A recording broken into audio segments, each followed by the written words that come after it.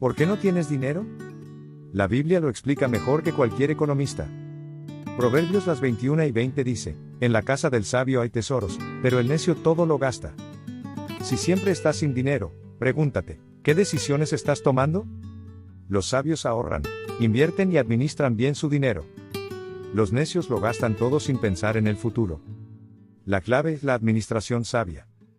No gastes todo lo que ganas, ahorra e invierte inteligentemente. Es hora de cambiar. Dale like si aprendiste algo nuevo y suscríbete para más consejos rápidos.